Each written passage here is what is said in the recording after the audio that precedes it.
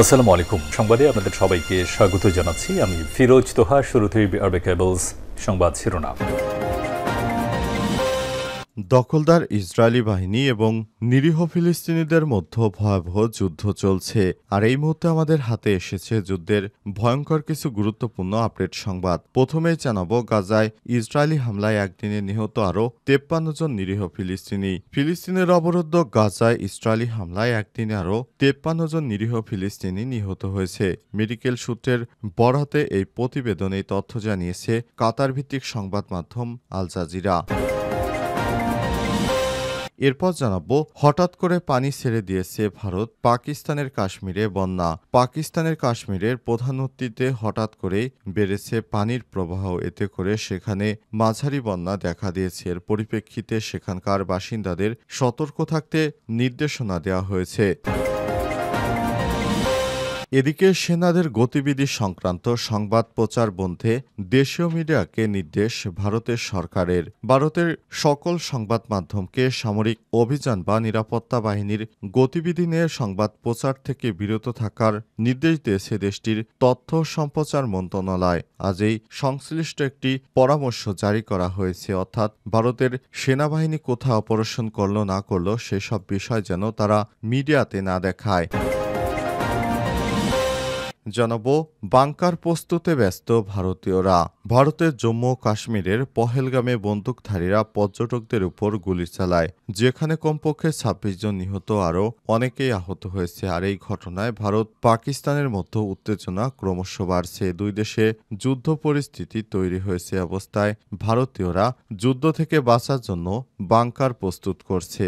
তারা বাংকার তৈরি করে মাটির নিচে অবস্থান করবে, যাতে করে যুদ্ধের সময় তারা বেঁচে থাকতে পারে। তারা পাকিস্তানিদের ভয়ে এই বাংকার তৈরি করছে। এবং সর্বশেষ জানাবো, অন্তর্বর্তীকালীন সরকারকে জনগণ এখনও ভালো সমাধান মনে করছে। আল জাজিরাকে ডক্টর ইউনুস। অন্তর্বর্তীকালীন সরকারের কাছে জনপ্রত্যাশা এখনও তুঙ্গে রয়েছে উল্লেখ করে প্রধান উপদেষ্টা ডক্টর মোহাম্মদ ইউনুস বলেছেন, বাংলাদেশের পরিস্থিতি দেখে এখনও মানুষ মনে করে অন্তর্বর্তীকালীন সরকার এখনও তাদের জন্য ভালো সমাধান। আজ কাতার ভিত্তিক সংবাদ মাধ্যম আল জাজিরাকে দেয়া সাক্ষাৎকারে প্রফেসর ডক্টর মোহাম্মদ ইউনুস এসব কথা বলেছেন। প্রিয় দর্শক, এতক্ষণ শুনছিলেন সংবাদ শিরোনাম, এবারে বিস্তারিত। তবে তার আগে বন্ধুরা, অনুরোধ থাকবে এই সংবাদটিতে একটি লাইক দিন। এই চ্যানেলে আপনি নতুন হয়ে থাকলে আমাদের সংবাদটি দেখতে দেখতে চ্যানেলটি সাবস্ক্রাইব করে রাখুন। কমেন্ট করে বন্ধুরা আপনার মূল্যবান মতামত জানিয়ে দিন আপনি বিশ্বের কোন দেশ থেকে বা বাংলাদেশের কোন স্থান থেকে আমাদের সংবাদটি দেখছেন এবং শুনছেন। আর বন্ধুরা, গাজা যুদ্ধে আপনি যদি নিরীহ ফিলিস্তিনিদের ভালোবেসে থাকেন, কমেন্টে ইয়েস লিখে বিশ্ববাসীকে জানিয়ে দিন। সংবাদটি আপনার সোশ্যাল মিডিয়া ফেসবুকে শেয়ার দিয়ে দিন, যাতে করে আপনাদের বন্ধুরা আমাদের এই লেটেস্ট আপডেট সংবাদগুলো জানতে পারে। এবারে বিস্তারিত।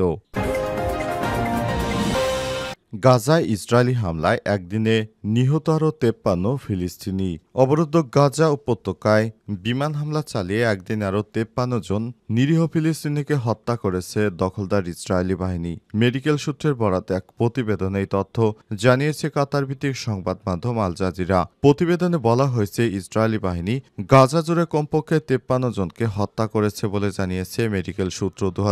2023 সালের 7 অক্টোবর দক্ষিণ ইসরায়েলে হামলা চালায় ফিলিস্তিনি প্রতিরোধ আন্দোলন হামাস। এদিন তারা 1200 মানুষকে হত্যা করে প্রায় 251 জন জিম্মিকে নিয়ে যায়। হামাসের হামলায় প্রতিশোধে ওই দিন থেকে গাজায় অভিযান শুরু করে ইসরায়েলি সেনাবাহিনী। 15 মাসের বেশি সময় ধরে টানা অভিযান চালানোর পর যুক্তরাষ্ট্র এবং মধ্যস্থতাকারী অন্যান্য দেশগুলোর চাপে গত 19 জানুয়ারি থেকে গাজায় যুদ্ধবিরতি শুরু হয়। কিন্তু যুদ্ধবিরতি 2 মাস শেষ হওয়ার আগেই গত 18 মার্চ থেকে ফের গাজায় সামরিক অভিযান শুরু করে আইডিএফ। দ্বিতীয় দফায় এই অভিযানে নিহত হয়েছে 2000-এর অধিক নিরীহ মানুষ। এ অবস্থায় তারা সেখানে নতুন করে যেভাবে হামলা শুরু করেছে, তাতে করে গাজার মানবিক বিপর্যয় ঘটেছে। সেখানে মানুষ বসবাসের কোনো উপযোগী নেই। যেভাবে দখলদার ইসরায়েলি বাহিনী সাধারণ মানুষকে হত্যা করছে, তাতে পৃথিবীর ইতিহাস থেকে মুছে যাবে ফিলিস্তিনি জাতিগোষ্ঠীর নাম। এছাড়াও ইসরায়েলের কঠোর কট্টরপন্থী মন্ত্রী ঘোষণা করেছেন, আমরা বাফার জোন দখলের মাধ্যমে ফিলিস্তিনে একটি চাউলের দানাও ঢুকতে দেব না। তারা কিভাবে খেয়ে পড়ে বেঁচে থাকে সেটি আমরা দেখে ছাড়ব। এরপর থেকে গাজায় তীব্র খাদ্য সংকট দেখা দিয়েছে। হঠাৎ পানি ছেড়ে দিয়েছে ভারত। পাকিস্তানের কাশ্মীরে বন্যা। পাকিস্তানের কাশ্মীরের প্রধান নদীতে হঠাৎ করেই পানি প্রবাহ বেড়ে গেছে। এতে করে সেখানে মাঝারি মানের বন্যা দেখা দিয়েছে। এর পরিপ্রেক্ষিতে সেখানকার বাসিন্দাদের সতর্ক থাকতে নির্দেশনা দেওয়া হয়েছে। পাকিস্তান কাশ্মীরের রাজধানী মুজাফফরবাদের বিভাগীয় প্রশাসন আজ এক সংক্ষিপ্ত বিবৃতিতে জানিয়েছেন, ভারত ঝিলাম নদীর পানি স্বাভাবিকের চেয়ে বেশি ছাড়ছে। এতে করে সেখানে হঠাৎ করেই বন্যার সৃষ্টি হয়েছে। বিবৃতিতে মুজাফফরাবাদ প্রশাসনের মুখপাত্র বলেছেন, ঝিলাম নদীতে ভারত স্বাভাবিকের চেয়ে বেশি পানি ছাড়ায় মাঝারি মানের বন্যা সৃষ্টি হয়েছে। পাকিস্তানি সংবাদ মাধ্যম দুনিয়া নিউজ জানিয়েছে, পাকিস্তানকে অবহিত না করেই নদীর পানি বেশি পরিমাণ ছাড়ছে ভারত। এরপর হু হু করে ঝিলাম নদীর পানি বেড়ে যায়। বন্যার বিষয়ে সতর্ক করে মসজিদ থেকে স্থানীয়দের মাইকিং করতে শোনা গেছে। এতে করে নদীর পাড়ের মানুষের মধ্যে আতঙ্ক দেখা দিয়েছে। এই পানি ভারত নিয়ন্ত্রিত জম্মু কাশ্মীরের অনন্তনাগ থেকে পাকিস্তানের চাকোটি দিয়ে প্রবেশ করছে। ভারত ও পাকিস্তানের মধ্যে থাকা সিন্ধু নদের একটি উপনদী হল ঝিলাম নদী। পাকিস্তানের সঙ্গে থাকা সিন্ধু নদের পানি চুক্তি স্থগিত করেছে নয়াদিল্লি। দেশটি হুমকি দিয়েছে পাকিস্তানকে সিন্ধু নদের এক ফোঁটা পানিও দেয়া হবে না। অপরদিকে পাকিস্তান বলছে, সিন্ধুর প্রবাহ আটকানোর চেষ্টা হলে এটিকে তারা যুদ্ধের কর্মকাণ্ড হিসেবে বিবেচনা করবে আর সেই অনুযায়ী সামরিক ব্যবস্থা গ্রহণ করা হবে। এমন উত্তেজনার মধ্যে সিন্ধু নদের পানি নিয়ে ভারতকে হুমকি দিয়েছে পাকিস্তান পিপলস পার্টি বা পিপিপি নেতা বিলাল ভুট্টো। তিনি বলেছেন, সিন্ধু দিয়ে হয় পানি বইবে, না হয় ভারতীয়দের রক্ত বইবে। ভারতের জলশক্তি মন্ত্রী সিআর পাতিল জানান, পাকিস্তানে ভারত থেকে নদীর এক ফোঁটা পানিও যেন না যায় সেই ব্যবস্থা নিচ্ছেন তারা। আর এমন ঘোষণার পর শনিবার এক জনসভায় এমন হুমকি দিয়েছে পাকিস্তানের সরকারে থাকা বিলাল ভুট্টো। তিনি বলেছেন, সিন্ধু আমাদের আছে, সিন্ধু আমাদের থাকবে। হয় এটিকে দিয়ে আমাদের পানির স্রোত বইবে, নয়তো তাদের ভারতীয়দের রক্তের গঙ্গা বইবে। এখান দিয়ে আমরা পানি চাই, না হলে এখান দিয়ে আমরা ভারতীয়দের রক্তের গঙ্গা বয়ে দেব। সেনাদের গতিবিধি সংক্রান্ত সংবাদ প্রচার বন্ধে দেশীয় মিডিয়াকে নির্দেশ ভারতের সরকারের।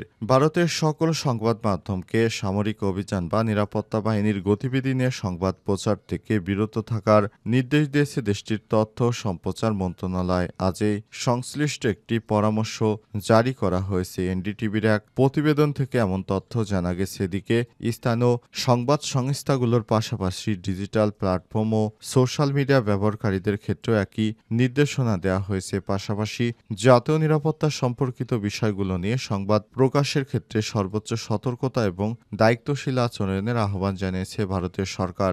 বিশেষত গুরুত্বপূর্ণ এবং সংবেদনশীল স্থান থেকে ভিডিও বা দৃশ্যের লাইভ সম্প্রচার না করতে বলা হয়েছে।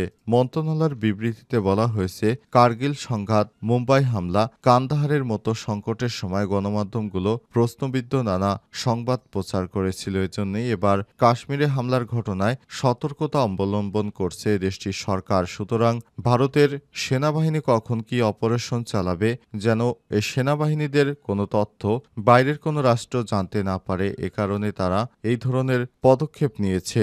এই পদক্ষেপ নেয়ার ফলে সেখানে অর্থাৎ ভারতীয় সেনাবাহিনীর কোনো সংবাদ পাকিস্তানের কাছে যেন না পৌঁছাতে পারে। এজন্য নরেন্দ্র মোদী কট্টরপন্থী হিন্দুত্ববাদী নেতারা এই সিদ্ধান্ত গ্রহণ করেছেন। তারা যে কোনো সময় পাকিস্তানে সার্জিক্যাল স্ট্রাইক করতে পারেন এমন আশঙ্কা করেছে পাকিস্তান। অন্তর্বর্তীকালীন সরকারকে জনগণ এখনও ভালো সমাধান মনে করছে, আল জাজিরাকে ডক্টর ইউনূস। অন্তর্বর্তীকালীন সরকারের কাছে জনপ্রত্যাশা এখনও তুঙ্গে রয়েছে উল্লেখ করে প্রধান উপদেষ্টা ডক্টর মোহাম্মদ ইউনূস বলেছেন, বাংলাদেশের পরিস্থিতি দেখে এখনও মানুষ মনে করে অন্তর্বর্তীকালীন সরকার এখনও তাদের জন্য ভালো সমাধান। কাতারভিত্তিক সংবাদ মাধ্যম Al Jazeera talk to Al Jazeera অনুষ্ঠানটির বিশেষ পর্ব Muhammad Yunus real reform or just most new ruling class in Bangladesh শিরোনামের এক সাক্ষাৎকার এই প্রতিবেদন প্রকাশ করা হয়। সেখানে তিনি এই কথা বলেছেন। অনুষ্ঠানে উপস্থাপক ডক্টর ইউনূসকে বলেছেন, শেখ হাসিনার পতনের পরের মধুচন্দ্রিমার সময়টুকু সম্ভবত শেষ হয়েছে। এখন বড় বড় বেশ কিছু চ্যালেঞ্জ রয়েছে, যেগুলো সুনির্দিষ্ট জবাব আপনাদের দেওয়া উচিত। কারণ পুরনো ক্ষমতাধর প্রভাব রয়েছে অনরাজনৈতিক শূন্যতাকে কাজে লাগাতে। অনেকে রাজনৈতিক শূন্যতাকে কাজে লাগাতে চাইতে পারে। যেমন লাখ লাখ রোহিঙ্গা শরণার্থী রয়েছে, এসবের সমাধান কি বাংলাদেশ একা করতে পারবে? জবাবে প্রধান উপদেষ্টা বলেন, দুটি বিষয়, একটি জনগণের অধৈর্য নিয়ে, তা মধুচন্দ্রিমা শেষ হোক বা না হোক। বাংলাদেশের পরিস্থিতি দেখে এখন মানুষ মনে করেন অন্তর্বর্তীকালীন সরকার এখনো তাদের জন্য ভালো সমাধান। তারা বলছে না অন্তর্বর্তীকালীন সরকারকে যেতে দাও। আর এমন কোনো সমস্যার মুখোমুখি হয়নি যেখানে লোকেরা বলছে যত তাড়াতাড়ি সম্ভব ক্ষমতা হস্তান্তর করো। রোহিঙ্গা সংকট প্রসঙ্গে তিনি আরো বলেছেন, আমরা আন্তর্জাতিক সংস্থা জাতিসংঘের সঙ্গে রোহিঙ্গা সমস্যা নিয়ে কাজ করছি এবং এই লোকেরা যাতে নিরাপদে বাড়ি ফিরে যেতে পারে তা নিশ্চিত করার জন্য কাজ করছি। আমাদের চিন্তা ভালো কিভাবে বাংলাদেশ ও মিয়ানমারের মধ্যে কিছু বোঝাপড়া তৈরি করা যায়, যাতে রোহিঙ্গারা তাদের নিজেদের বাড়িতে ফিরে যেতে পারে এবং নিরাপদে পুনর্বাসন করা যায়। সেজন্য অন্তর্বর্তীকালীন সরকার সবথেকে বেশি কার্যকর পদক্ষেপ গ্রহণ করেছে।